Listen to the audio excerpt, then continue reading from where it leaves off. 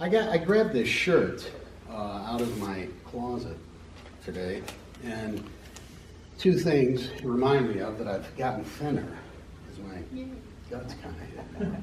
And how many people have ever seen this image before?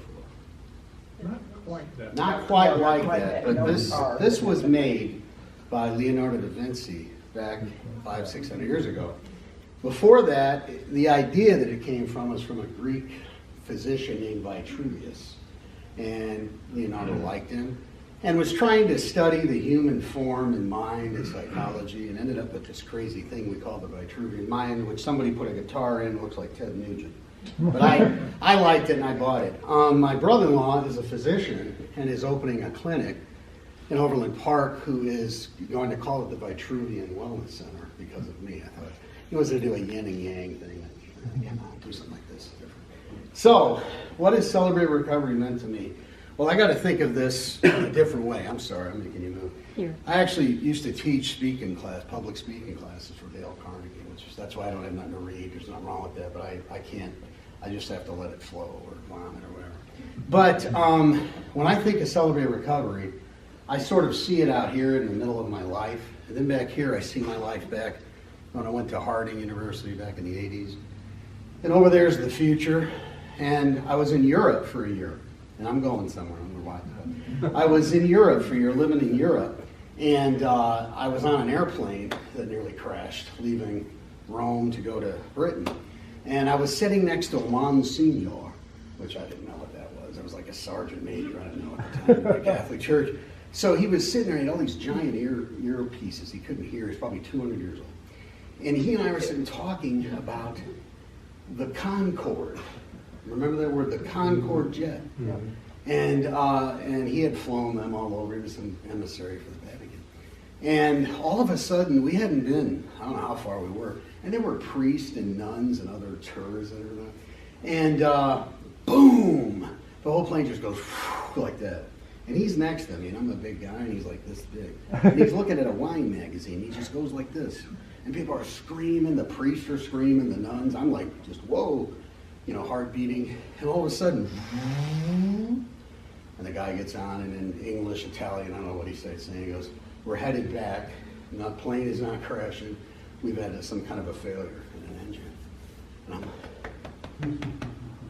And I'm trying to calm myself down. And I was like, 20? And I looked over at this priest who was not paying any attention. He said, "The whole time, just read this wine magazine." And he's like, "Wow, that's faith." And so I said, "Hey," whatever, in some bad Italian. I said, "Fud, what do you think about like the Concorde?" And he goes, he just looks at me and says about the wine magazine. He goes, "I don't know, but don't you think they lost a lot when Lionel Richie left?" the Commodores, Lionel Richie. And so the train's shaking, and I'm sitting there, it was like some EFF commercial rolled on. And I thought, man, I could have been dead. And the guy didn't even know what we were talking about for the whole time. So anyway, that was funny to me. That's what you do in public speaking. Open up with something, whether it's funny or not. Don't go right into your thing. That's what I remember telling people. Let my down to work. But I did all kinds of things. I left. My daughter died and ended up being a stand-up comic, and that's the most money I ever made in my life, and it was a lot. Met famous people some of them were Christians, some were not. But I finally walked away from the churches of Christ because I didn't fit in anymore. I was divorced scripturally, but that didn't matter.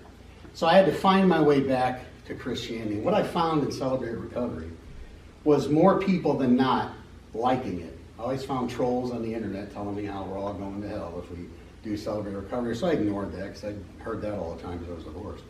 So I said, well, I'm going to go find this thing out and see what it is and come down to this church. I live right around the corner in Killarney and see what it's all about. And as I got into it, I said, wow, this is kind of like the book of Acts, even more so than what we regularly do in church because it's meeting together, breaking bread. We do a lot of that here. And it allowed me to work my way back to a point where I'm ready to go back to church soon, if I get my life organized. Come as you are, I would have been running if Billy Graham was singing that. But I'm trying to get my life organized. I'm a therapist. I counsel people. I work almost 7 days a week. That's got to stop. But Celebrate Recovery is sort of like I described earlier. That was my life over there with the priest on the jet. And this is me now. There's 1,000 things going on. And I think God puts eternity in our hearts, like Paul the Apostle said. And people yearn for God. Even when you're a little kid, you're saying, where did I come from? Where am I going? Who made babies? All those kind of questions you're asking. Finally, God draws you, if you let him, to where he wants to be in your life. And that's kind of where I've been. I didn't abandon God. I sort of just found him through people like John back there and HC and his wife. Randy, these few people that are here, a much smaller group, and Kim and all of you. It's a much bigger group now, and that's kind of neat. That's what Celebrate Recovery is to me. It's a pathway back to normalcy that I had abandoned a long time ago. A lot of anxiety being around Christians. I don't remember the songs. I remember a few tonight from Harding. I went to Harding. But I don't remember the newer ones. That's what it's meant to me. I would not be here in this Church of Christ if I had not met John. I would have been doing whatever, wrapped up in what I do. It's a neat thing. It's a great idea. I think the people I've met are really cool. We're all broken. We all got problems. And I'm an open book. I'm here mainly because my wife decided she likes girls.